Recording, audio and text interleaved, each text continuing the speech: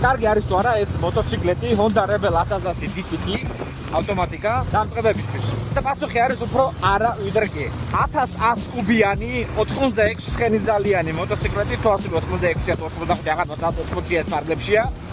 ცხენიძალიანი მოტოციკლი დამწყებისთვის როგორც წესი რეკომენდირებული არ არის. აქ ავტომატიკა და მექანიკა საკუთარ მნიშვნელობა არ აქვს რა. ანუ მექანიკის სწავლა ვიც არის განმარტივია რა. ანუ არაფერი განსაკუთრებული არაა მექანიკაში. მით უმეტეს დაბალკუბატორიან მოტოციკლებზე. ძალიან მარტივია. ანუ იმის გამო რომ მექანიკა გეზარებათ მარტო ან არის ამის გამო არ გიჩვენა მოტოციკლი. იმიტომ რომ ეს მოტოციკლი რეალურად არის ძალიან მძლავრი. აი ზედმეტად მძლავრია დამწყებით. ვიღაც მისა რომ რეჟიმებიც აქვს რაღაც შედარებით უფრო ნელი მოძრაობითი, მაგალითად rain mode-ი, ახლა ჩემი დავდივარ ახლა სტანდარტით, მაგრამ რეალურად შემიძლია rain mode-ზე გადავთვალ წვიმის რეჟიმზე, რომელიც თორემ წვიმაში ძალიან კარგად ინარჩუნებს გზას და იმის ვიღაც მისა რომ მე რეალურად ამ მოტოს მაქსიმალურ სიმძლავრეს პრაქტიკულად არასდროს არ ვიყენებ. მე მაინც არ გიჩვენებ ამ მოტოს. მე ახლა გავალ შედარებით ცოტა სარიელ გზაზე და ძალიან მოკლე მონაკვეთზე არ გიჩვენებ რომ ეს უნდა გააკეთოთ.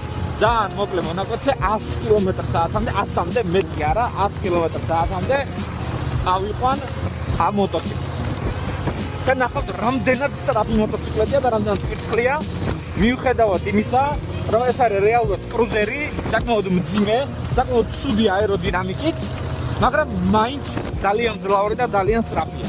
აი ზუსტად რატომაც მე არ ურჩევ ამ მოტოციკლს დამწყებებისთვის. იმიტომ რომ დამწყები როგორც წესი უფრო ვერ იმორჩილებს ასე სწრაფ მოტოციკლს, ასეთი დიდი აჩქარი. მით უმეტეს მძიმეა რა, საკუთრებულად შედარებით უფრო რთულია. ჰარლები ვით რთული არ არის. ახლა ჰარლების ვიზარებია, ჰარლი ბევრად უფრო რთული საკონტროლებელი, უფრო მძიმეა. ისეთი მძიმე ეს მაინც არ არის.